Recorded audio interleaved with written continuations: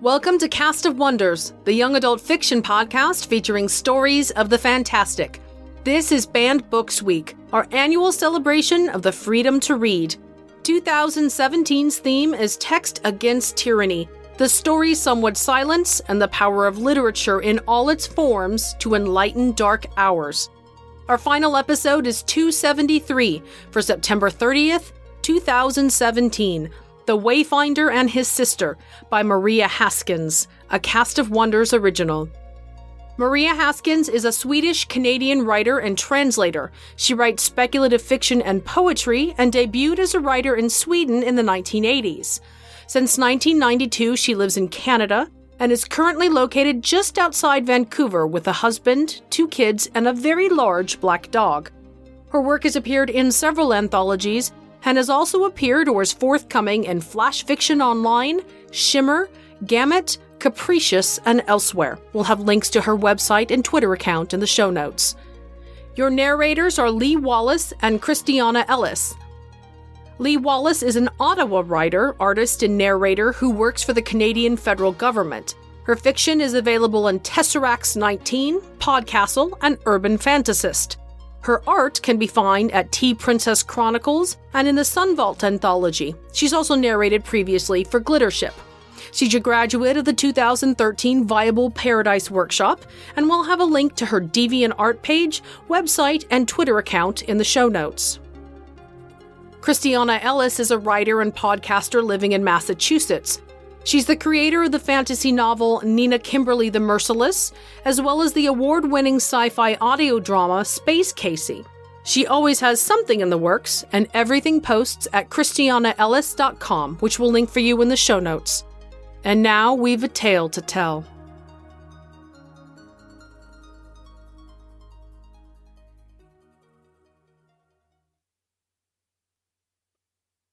The Wayfinder and His Sister by Maria Haskins. Lizzie. Mama always said that the best stories are true and needful, even if they're not real. I know that's heresy, punishable by lashes or prison if you're caught, but I don't think Mama has ever been much for following rules and orders anyway. She also used to say that if you tell yourself the right story about who you are and what you want to do, you can achieve pretty much anything. Last time she told me that was the night before she left. She was in her workshop, crystal goggles strapped to her face, curly hair tightly braided, bent over her workbench in her oil-stained overalls, wielding her tools as she assembled and tested the latest iteration of her metallic creatures, fitting together gleaming gears and polished alloys, tempered glass, and minute atom spirit engines. I believed her. I believed her even after she left for old Vancouver with Papa, even as Titus and I toiled on the farm every day without them, even as they did not come back after 2 or even 3 weeks. I believed her even as Titus and I set off on the desperate journey to find her and Papa. But today, as an almighty storm breaks on top of me and Rex and Titus, turning the bruised black sky into a writhing snake pit of lightning, I feel as though I am losing my faith in Mama's words for the first time in my life. The clouds burn and flicker as the rain pours down, soaking through our oiled jackets and breeches, changing the hard-packed road to mud and puddles. We hustle through the downpour with our heavy packs, Rex trotting keen and sleek behind us, Titus leading the way at every fork and crossroad, since he's the Wayfinder. Best darn Wayfinder you'll ever lay eyes on, Papa always said, though I've had my doubts. After all, Titus only came this way once before, and it was years ago, but so far he's steered us right. We find an empty farmhouse, front door hanging off its hinges, and we're already in the kitchen looking through the cupboards for something to eat when I see the dead man out back, feet and legs crooked and awry. I don't go any closer. I just grab some cans off the pantry shelves and drag Titus with me before he sees them, before anyone sees us. There are no signs to show who did the deed, whether it's the authorities' roving bands of mercenaries on the run, or the resistance fighters advancing in their wake. I don't much care who is to blame. We take shelter in a barn in the outfields, with nothing but a thin, corrugated roof between us and the wrathful sky. Rex eats the dried fish we found yesterday, while Titus and I gorge on the canned peaches from the farm, faces and hands dripping with juice. Ever since we left home 10 days ago, I've told myself that everything will be all right in the end, just like any story worth telling. We won't get lost on our way to Old Vancouver. We won't starve to death. We won't die of exposure. And when we finally get there, Mama and Papa will be alive. We will navigate all obstacles, like the characters in Titus's favorite book, the one about the yellow road and the girl and her dog. That book is in my backpack right now, even though I know it might cost us dearly if we're detained by the authority. The thunderstorm settles in above us, and in the bleak glow of the storm lantern, Rex whimpers while Titus clings to me so tight I'm afraid he'll bruise my arm. And me, I'm just ragged and spent, worn down to the bone. Everything's gone wrong. It's been over a month since her and Papa took the gyropter to salvage what they could from the ruins of the library in Old Vancouver, leaving me and Titus behind on the farm because it was safer that way. Safer until the day our neighbors were robbed and beaten by a band of raiding soldiers, and all wireless communications went down.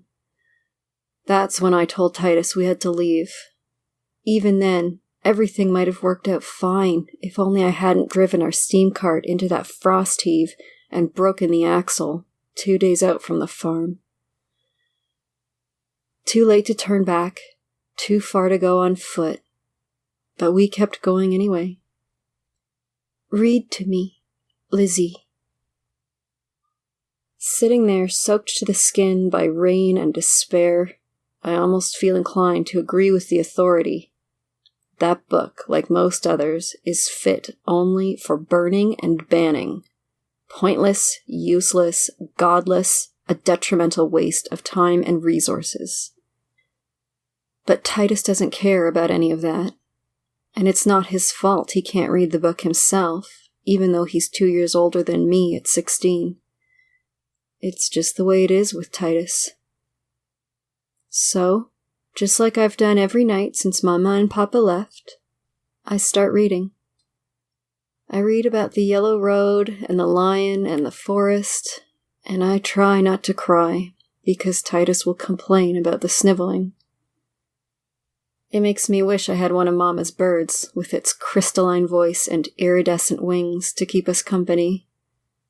Or even one of her mice, steely gray with luminous eyes and a voice as small and soft as breath and murmurs, snuggled in my pocket to bring out when the darkness comes. But Mama needed all of them for the library. I'll bring you back new books and stories, she said. That library has been out of reach so long, there's no guessing how much is left inside. But with the authority retreating, I'll at least try to recover some of it. That's why every metallic bird and mouse was packed and stowed on the gyropter. Mama at the helm as they set off that morning, Titus and Rex clamoring for them to stay.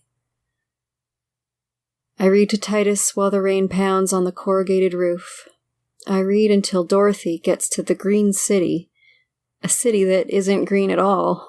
It's just that everyone wears colored glasses, so they believe it's green, even though it isn't. That always makes Titus laugh, because it's funny that people would go along with something so transparently false. I laugh too, but my laughter hitches on the fear still lodged in my throat.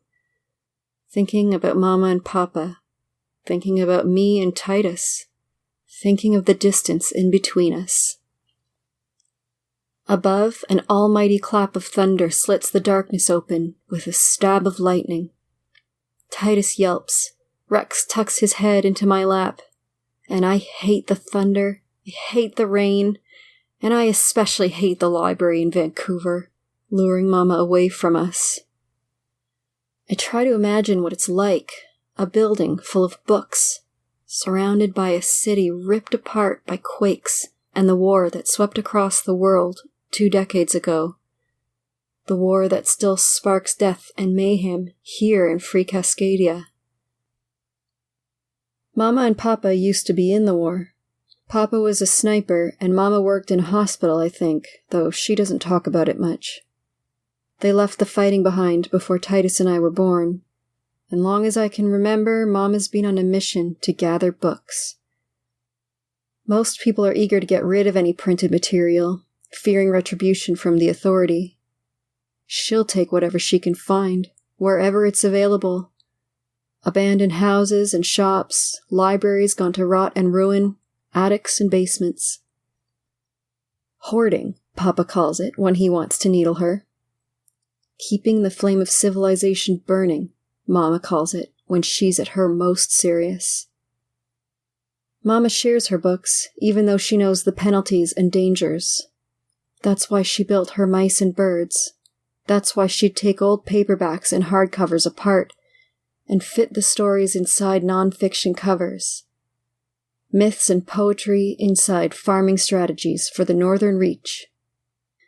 Magic and romance inside mining tool use and care, an illustrated guide. Dorothy and Toto between the covers of Methods for Food Preservation and Canning. I put away Titus's book and douse the lantern.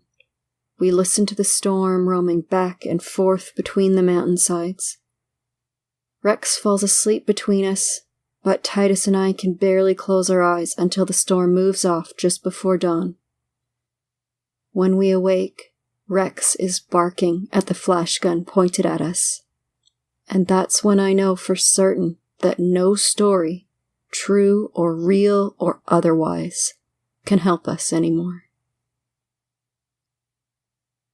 Katie was bleeding heavily when she crawled through the heavy carved wooden door into the library, the bright yellow condemned sign already ripped off and tossed aside.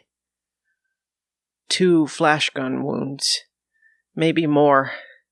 Several blasts had whizzed by as she crouched and ran through the alleys, most of them striking the pavement and the walls rather than her flesh. She pushed the door shut behind her and leaned on the wall, peeling back the ripped battle mesh on her left arm, trying to see how bad it was. Blood, and whatever other fluids the intricate machinery inside her arm contained, was leaking through the torn muscle and the perforated skin, the tang of burnt blood and oil stinging her nostrils. In here, the sound of flash gun fire and armored vehicles was distant, almost inaudible. She listened for approaching footsteps and shouting. Nothing. Not yet. Somewhere in the mad scramble for shelter she had lost her medikit, but at least she still had the satchel with the fire blasters. All she needed to do was plant them, light them, and get out. Katie pressed her right hand over the wounds, but blood and fluid kept seeping between her fingers. It gave her a queasy, sick feeling. Without the reinforced structure of her arm, she guessed that she'd be dead or unconscious by now. She looked around. Most of the building was in shadow, though wan morning sunlight shone through the broken windows placed high around the upper reaches of the central nave, just beneath the domed ceiling. Shards of stained glass that must once have formed ornate patterns in those windows lay everywhere on the marble floor, her arm dripping on the jagged fragments of translucent green and blue and yellow. The place seemed empty, except for the fluttering of wings around the upper floors, as if a flock of birds sheltered up there. Her shouted, "Hello?" disappeared between the jumble of broken shelves and scattered heaps of books. Indistinct shapes, small and quick, scuttled away from her across the floor and paper. Mice, she thought, and shuddered. Rats. Vermin. There were signs of fire on the walls, charred shadows left behind in some old blaze that miraculously didn't take. I'll do a better job than that, she thought, and inhaled the familiar smell of old ink and paper, mold and dust, ashes and flames. After years of burning towns and schools and libraries across the free West for the authority, Katie was used to that mix of scents, but it still rippled through her with a mix of anticipation and anxiety. She moved further in, readying her flash gun as best she could in her right hand. Her movements felt clumsy and sluggish, and she wondered how long she could keep going. She thought of her unit, dying, bleeding, screaming, all of them scattered throughout this useless city that they'd fought over for so long it seemed her entire life had been spent either attacking or defending it. Something skittered across her feet.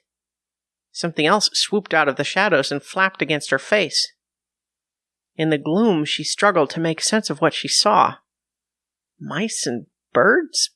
But the sounds were mechanical, whirring metal, the hum of gears and wheels. Get on with it, Katie, she thought. Burn this place to the ground like you were told to do. Burn out the godless, wasteful lives of what came before.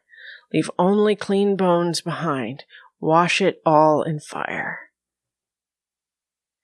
Several scuttling shapes ran past, skirting her booted feet, disappearing into the farther recesses of the building. High above, a flurry of iridescent wings fluttered in the pallid light. Katie stumbled, caught herself on an overturned shelf. There were books everywhere. She felt the brittle, highly flammable covers, their dry and fragile pages within, soon to be nothing more than kindling. She unslung her pack to get the fire blasters out, but her hands were slippery with blood and fluids. It was everywhere, dripping down her sleeve, soaking through the torn armor. Drop the bag and turn around slowly, or I'll blast your head off. The voice was soft and deep. Katie turned slowly. The scuttling and fluttering seemed to be all around her now, moving with an intent and purpose beyond her ken. A man with 2 old-fashioned silvered flash guns was aiming both muzzles at her. Katie felt the world rising as the tide around her. Books and blood, ink and dust, mice and birds submerging her. "Who are you?" she asked, trying to stay upright, trying not to fall to her knees and vomit. "I'm the one holding the guns. You're the one leaking all over the floor. Who are you?" "I am Katie.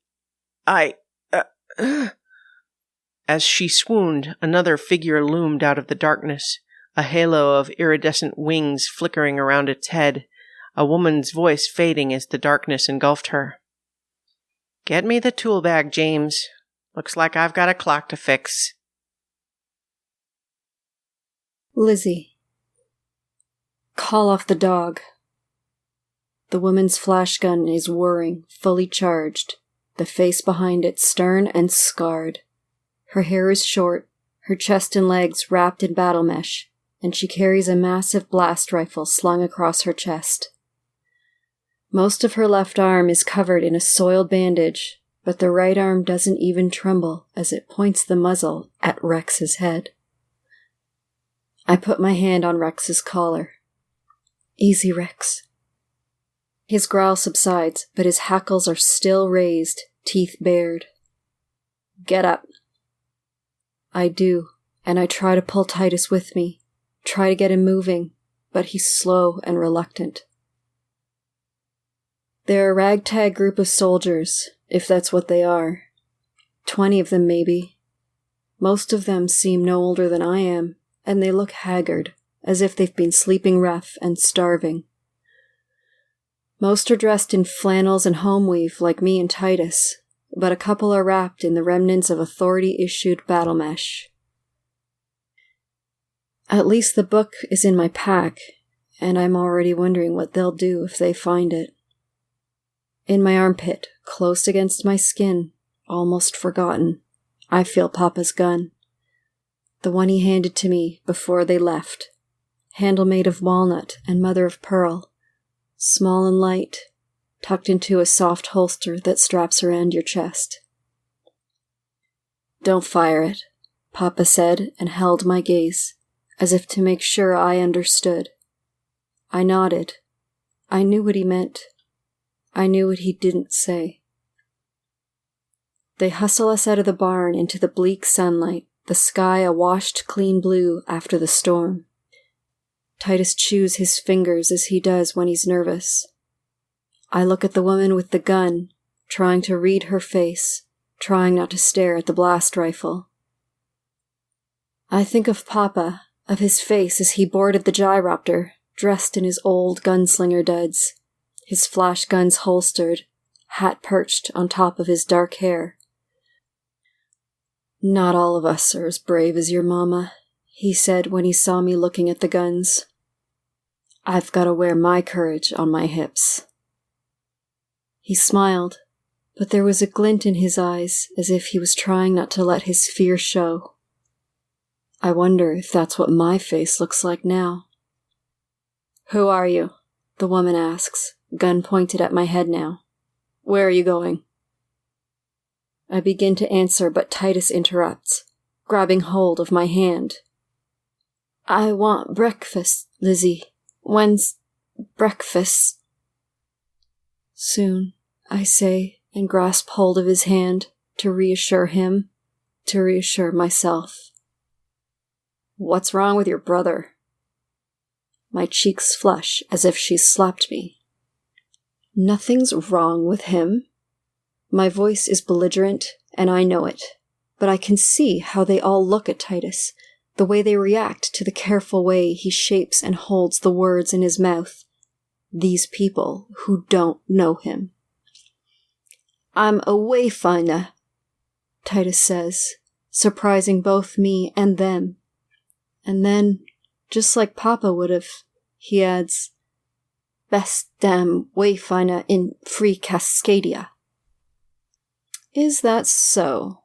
the woman says, while the others laugh. "He can find his way anywhere, through snow or nightfall or dust storms, long as he's seen the route once," I snap, anger making my voice tremble. "He's got better skills than a clock like you, I'd wager." I regret the words soon as they are spoken, but at least it pulls her attention off Titus. "I'm no clock, girl." I look away, still angry, still scared, with Papa's gun burning against my ribs. 20 of them, 1 of me. Not a good idea. Whatever you say. I bite down hard on my anger, but I've learned enough of clockmaking in Mama's workshop and in books I've read to see what she is. I see the carefully hidden seams at the shoulder, the way her muscles and skin have been pulled tight over what's beneath. A retrofit for a lost limb. A soldier brought back with gears and circuits to keep her going in service of the authority. "We're going to Mama and Papa," Titus says, and I squeeze his hand, willing him to say no more, wondering how quick I could get the gun out if I need it. "We followed the road. That's all we need to do." A quick smile slips across his face then, and I realize that despite everything, hunger and dread, rain and thunder, death and gunfire, Titus is still holding on to his story, and every step is another word and paragraph, even this, even here, even now. He doesn't understand that there is no story, that there is only us, alone and helpless in the world. "And where's your Mama and Papa?" "Old Vancouver," Titus blurts out before I can stop him. "That's where we've just come from, with Katie," a boy pipes up from the back. The woman grimaces, snapping at him with a terse, "Shut up, Brock," before turning back to me and Titus. "What's your Mama and Papa doing in old Vancouver?" I clamp my hand around Titus's wrist, willing him not to mention anything about libraries or books. "They're traders," I say. "They go wherever. We're supposed to meet them and head up to the goldfields in Barkerville." "And you're traveling on foot." She sounds more than a little incredulous. "Our steam cart broke down. And then I lose my words, lose my voice, lose my footing. Because when the woman adjusts the strap holding the blast rifle across her chest, I see something in the pocket of her gray-green army vest. An iridescent wing, thin and translucent. I'd know that wing, that craft, anywhere. It's one of Mama's birds, trapped and flightless. The woman sees me staring, and I do not know what she reads in my expression. "You won't like what you find in old Vancouver if you get there," a girl says. "It's probably still burning." Burning? My voice is more breath than words. "They torched it. We did. Katie and them. Us. The authority." I watch the wing of Mama's bird, and I think of Mama and Papa. I think of iridescent wings and gyropters, books and hands singed by fire, blistered and burning in the flames. And I know we're lost forever. Waking, she thought for a moment that she was back in the hospital after the blast in the trenches, that time when she lost her arm. The room smelled of blood and fire just like it did then. And just like then, there was a woman wearing crystal goggles bent over her. Even the touch was the same. Strong hands, firm and knowledgeable as she stitched together flesh and skin with thin, flexible wire. The voice soft and reassuring. "I've stopped the bleeding and the fluid leak from the gear work. I also adjusted your settings to allow the tissue to heal. Once the morphine wears off, it might hurt a bit, but nothing you can't handle." In the half-light behind the woman, the man loomed, his old guns still cocked and aimed. Katie struggled to sit up. A strange glow permeated everything, and she thought there was something wrong with her eyes until she realized it was the ruddy glow of fire coming through the library's remaining stained-glass windows. The city was burning. What time was it? Katie reached for her satchel and felt something small scuttle across her knuckles, but her bag was there, empty. "You can have your bag, but we took your pyro gear," the man growled. "Besides, the whole city is already burning without your help." He tossed her the satchel. Katie grabbed it, held it close. "I know you're pretty doped up on what she gave you for the pain right now, but if you try anything, I'll put some holes in you that Catherine can't fix. Understood?" The woman, Catherine, pulled off her gloves and goggles, rubbing her eyes. Katie wondered how long she'd been knocked out, how long this woman had worked on her unconscious body. She tried to feel anger, hatred, but all she felt was numb. "Enough chit-chat, ladies and gents. Could you see a way out from the roof, James?" I was dying. She saved me. Why? No safe route.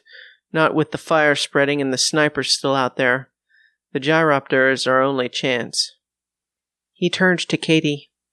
"Nice of you and yours to burn everything." You are resisting the democratically elected." "Spare me the propaganda," the woman snapped. "I don't need a zealot preaching at me today." Katie felt her temper stir beneath the numbness. "You don't know me. Don't presume." "Don't I know you? I just opened you up. I know what's inside you. Nice work. Almost as nice as my own. And yes, I used to fix up clocks like you all the time. Used to think I saved people. That was the story I told myself in those days." Katie struggled to her feet. The arm was still numb, an immovable object rather than a limb. Catherine was talking to James again. "Let's get up on the roof. The mice and birds can finish up on their own. They'll find their own way out." In the orange glow above their heads, there was the buzz of whirring wings. What seemed like a flock of sparrows circled high overhead, and then flew out through a broken window. Katie looked down at a stack of books toppled over on the floor, and saw a small mouse-like creature perched atop the exposed pages, its tiny eyes aglow with blue light. She couldn't stop looking at the mouse, at the other shapes rustling over the floor, over the shelves, over the debris. They were everywhere. Dozens, maybe hundreds. "What are they?" The woman picked up the mouse, stroking it gently as if it were alive. "Book mice." She smiled and looked up at the flocks of sparrows overhead. "And book sparrows. Scraps of neurocircuitry, atomic spirit shards, and steel.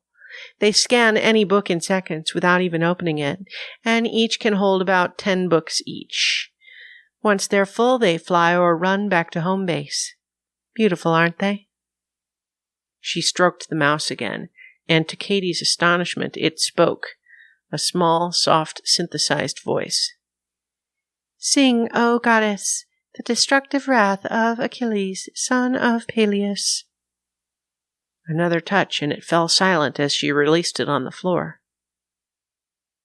"I built them as toys for my kids at first. Then I realized I could use them to save books.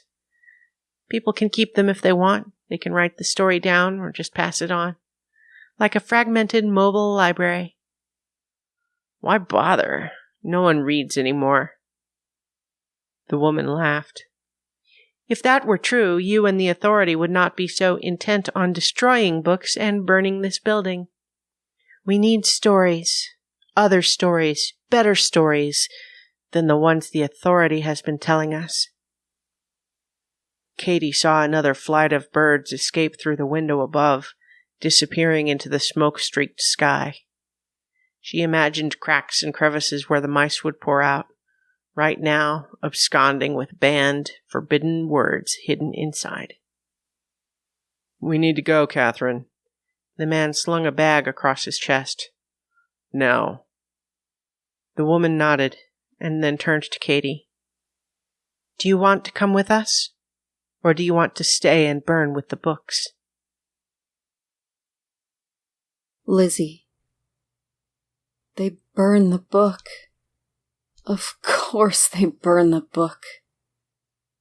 They find it that night after forcing us to march with them all day. A whole day, walking in the wrong direction, much to Titus's displeasure. It took all my ingenuity to convince him to follow them without fighting or trying to run away. A few of them would have rather just let us go. I could see it in their faces, the way they shuffled to the back and looked away. But there's enough of them that still think they should follow orders that they drag us along. Titus didn't understand, and neither did Rex. But in the end, they followed me. When we made camp, the ragtags finally think to go through our bags, and the first thing they find is the book. The girl who finds it doesn't even look at it, she just flings it into the campfire and keeps rustling through the provisions and supplies. Titus howls when the book lands in the flames. A wordless, senseless cry, jagged with pain and agony, cutting through me. It is as though he is burning in the flames, as if his skin is shriveling to cinder and ash, as if he is the one being devoured by the fire and turned into nothing. I hold him back because otherwise he would put his hands into the fire, trying to pull the burning pages out. I wrap my arms around his chest, trying to contain his pain and his despair, but I can feel him breaking. I whisper his name again and again to keep him with me, to tether him to me. But when he turns to look at me, he's crying, and I can't remember the last time I saw Titus cry. The whole time Rex is barking, hackles raised and teeth bared at anyone who dares approach us. "My story," Titus whispers, voice a thin, cracked sliver. "I know," I say, trying to understand the magnitude of what he's lost. I've loved 100 different stories in my life, but for Titus there has only ever been this story, this book. I've read it to him ever since Mama and Papa left, and before that they read it to him every night, ever since before I was born. "Why is he going nuts?" the girl who took the book asks. "You burned his book," I say, resisting the urge to hit her, to pull the gun out, to punish her for what she's done. But I can see in her face that she doesn't understand. Meanwhile, the last bits of paper and cardboard are consumed, black curls of ash lit by orange sparks soaring into the darkness above the fire. The woman, Katie, is looking at us, the flash gun lowered, and there's something in her stern expression just then, in those huge dark eyes, that is almost like compassion, that is almost like shared pain. "What are you, Katie?" Catherine asked when they stood in the stairwell halfway up to the roof, waiting for the man, James, to scout ahead to the gyropter in case there were snipers. "Coming here to burn books? Maybe me and James with them as collateral damage? All for a regime that's already crumbling?" Katie leaned on the wall, held onto the banister to steady herself. "I'm a soldier. Bought and paid for. You've seen my arm. Only soldiers get fixed up like that. If I'd been something else, I'd be dead or crippled." "That's the story you tell yourself. But what if you told yourself another story about who you are? If you tell yourself the right story, you can do almost anything." "I don't know any other stories."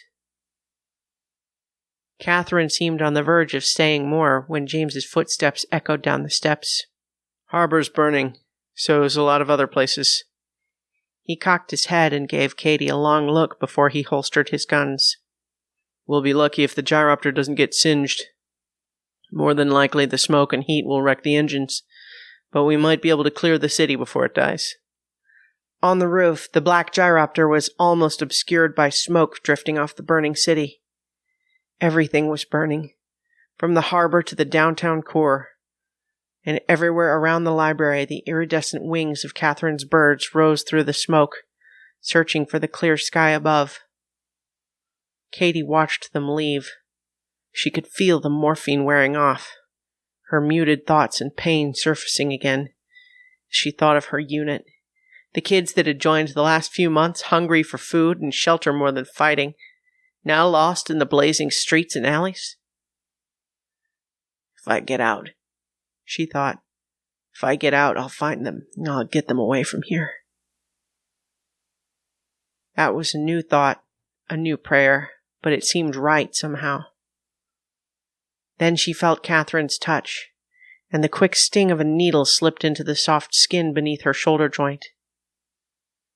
"Sorry, Katie," Catherine whispered. "We'll take you with us, but we can't risk you giving us away." There wasn't even time to cry out, just a gentle, warm descent into darkness. No time at all seemed to pass before she awoke on a beach, covered with a blanket. The forest lay dark behind her, and the sun was sinking into the ocean. There was no sign of the gyropter or the city, but far away, she could see smoke rising towards the sky. And in her pocket, there was a bird. Lizzie. "Let's go, Lizzie."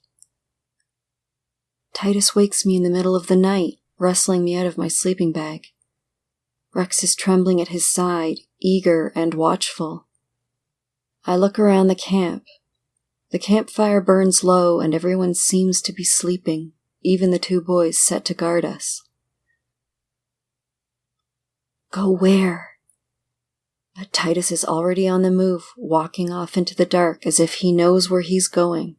I scramble after him, grabbing my bag. To the road, Titus says. This is the wrong way. We need to follow the road. Titus. I think of Katie's flash gun and her blast rifle. I think of the broken bird in her pocket. But Titus is not waiting for me to make up my mind. So I follow. What else can I do? We get farther than I thought we would before Katie catches up, the dawn light slipping its fingers through the trees. You won't make it, she says, barely even winded, though she's been running.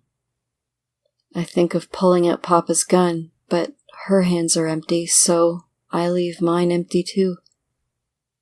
I think of arguing with her, but instead all I say is, "Where did you get that bird?"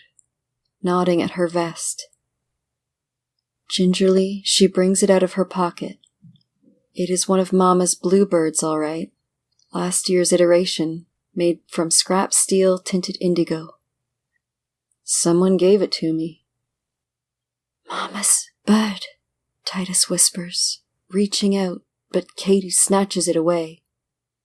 I see the looking, see the longing in his face. Who gave it to you? I ask, voice trembling. A woman in old Vancouver. She was with a man who looked a lot like you. Have you listened to it?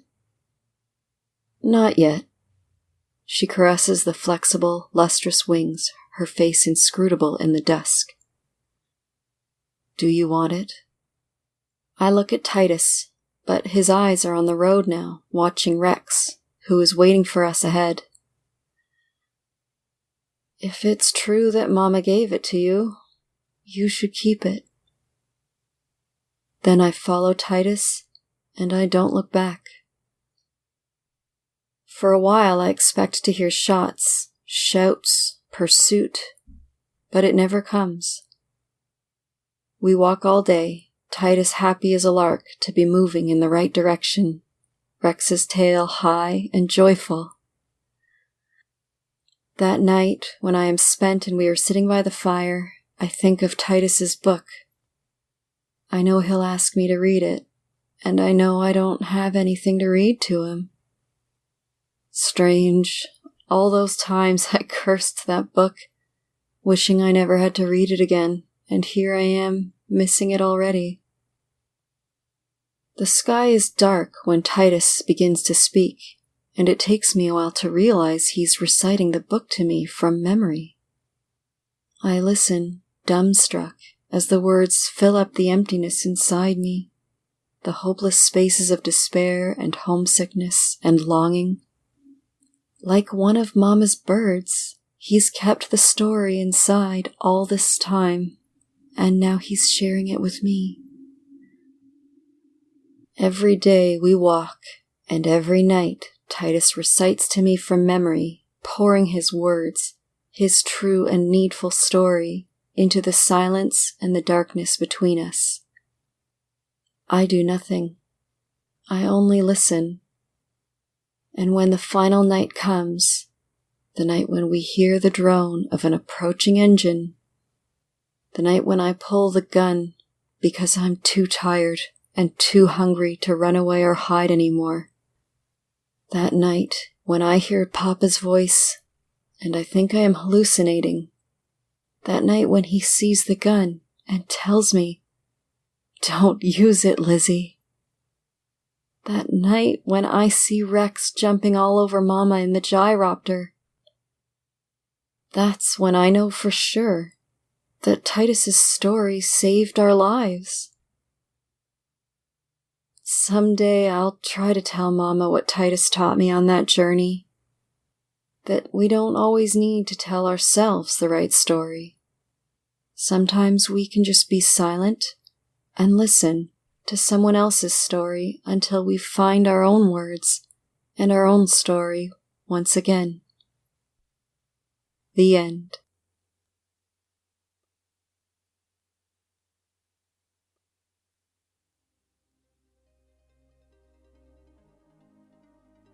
Maria told us that, in a way, this story is a love letter to her kids. While Lizzie and Titus are not exactly like my son and daughter, the characters were definitely inspired by them. There are so many things I love about this story.